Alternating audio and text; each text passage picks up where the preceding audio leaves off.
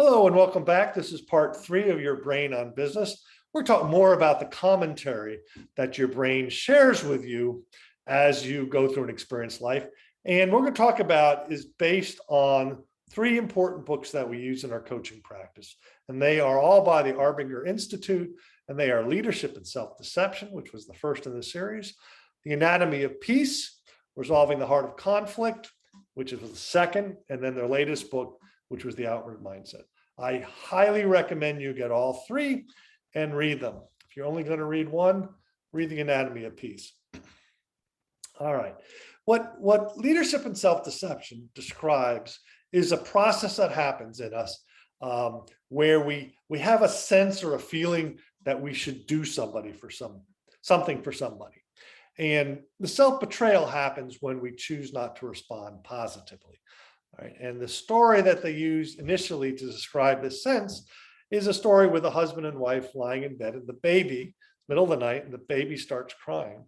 And the husband is there, and he has a sense and a feeling that he should get up and get the baby because, well, his wife's worn out.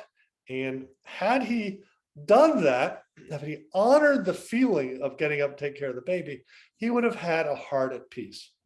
He would have taken care of the baby, wife would have slept, and he'd have felt good about himself, good about his wife, good about his family. Right? So that's kind of cool, but uninteresting, right? What happens if he does self-betrayal? What if, in fact, instead of getting up and responding positively to that sense, he denies the feeling? And eventually the wife wakes up and mutters something, gets out of bed, takes care of the baby.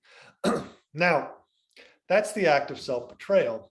And they refer to this state that you're in as being in the box or having a heart at war. And what happens now is your brain comes in and starts getting the commentary. Because see, just like your brain wants you to see and experience things that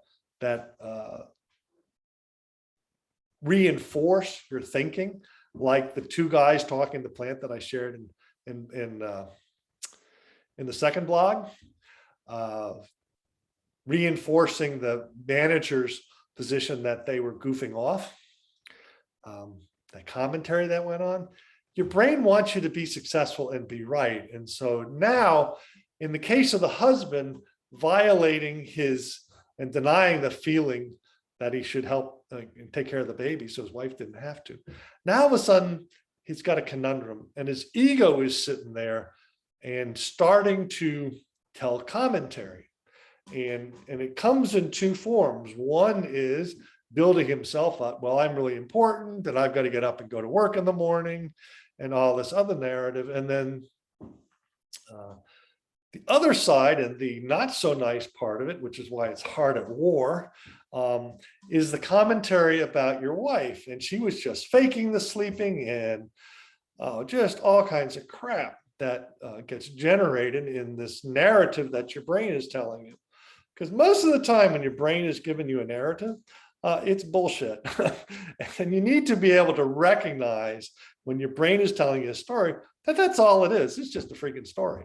And what happens when your heart goes to war, it's really your brain goes to work rationalizing your behavior and horribilizing the other person. Now, of course, they don't know this narrative is going on in your brain. So the next time you interact and, the wife's pretty pissed off at the husband, well, he's justified in what he does. So he comes back with some snide thing. And of course, the wife is sitting there thinking, God, I married such a jackass. What was wrong with me, right? And she starts horribilizing him. And they get themselves into this interpersonal conflict, all because you violated a sense, and your brain started to work telling you all the reasons why it's okay that you did something that was fundamentally not okay. And that's what we call a heart at war.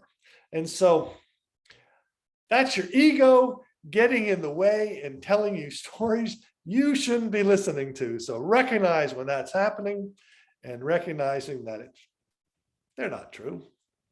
And then make the effort to step out, get your heart at peace, and make peace with the person who you've been telling all these stories about.